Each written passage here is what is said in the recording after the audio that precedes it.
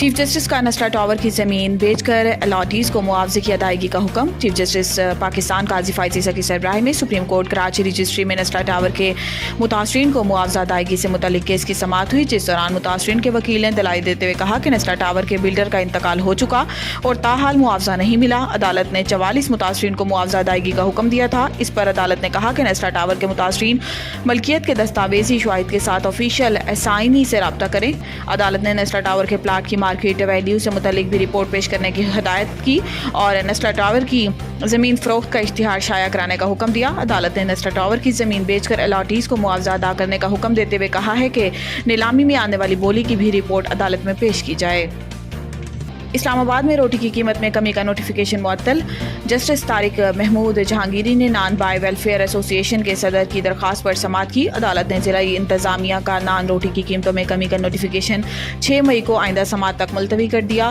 District انتظامیہ کے نمائندے نے بتایا کہ قانون میں ترمیم کر کے ڈی سی اوز کو قیمت کے تعین کا اختیار دیا گیا ہے۔ نان بھائیوں کے وکیل بیرسٹر عمر اعجاز گرانی نے دلائل دیے کہ آٹا یہاں مہنگا اور کرایہ بھی زیادہ ہے، کنٹرولر جنرل کی پاور سیکشن 3 کے تحت نہیں ہے۔ جسٹس طارق محمود جہانگیری نے کہا ہے کہ کیا تندور والوں سے پوچھا کہ آٹا کتنے کا آ رہا ہے یا بس لوگوں کو خوش کرنے کے لیے آرڈر جاری کر دیا۔ عدالت نے آئندہ سماعت تک نوٹیفیکیشن معطل کرتے ہوئے فریقین سے تفصیلی جواب طلب کر لیا اور سماعت 6 مئی تک ملتوی کر دی۔ ہمارے خدشات ہیں، شب بارات پر بشریٰ بی بی کے کھانے میں زہر ملایا گیا۔ بشریٰ بی بی کی ترجمان مشال یوسفزئی نے کہا ہے کہ ہمارے خدشات ہیں کہ شب بارات پر بشریٰ بی بی کے کھانے میں زہر ملایا گیا۔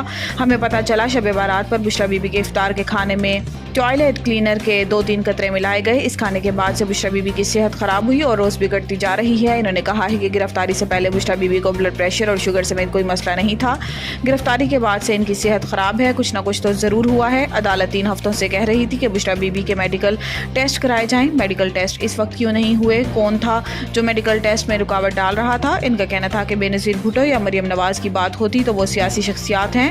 بشریٰ بی بی سیاسی شخصیت نہیں، گھریلو خاتون ہیں۔ ان کو اس لیے نشانہ بنایا گیا کہ وہ بانی پی ٹی آئی کی اہلیہ ہیں۔ وزیر اعلیٰ بننے کے لیے خود کو ثابت کرنا پڑا، آگ کے دریا سے گزر کر پہنچی ہوں۔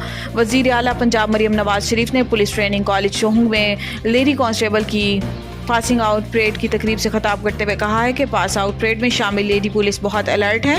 خوشی ہے کہ پاکستان کے پاس اتنا زیادہ ٹیلنٹ ہے۔ آئی جی پنجاب کو ہدایت کی ہے کہ 7000 خواتین پولیس اہلکار کم ہے، ان کی تعداد میں اضافہ کیا جائے۔ وقت آئے گا جب لیڈی پولیس کی تعداد 50% سے تجاوز کر جائے گی۔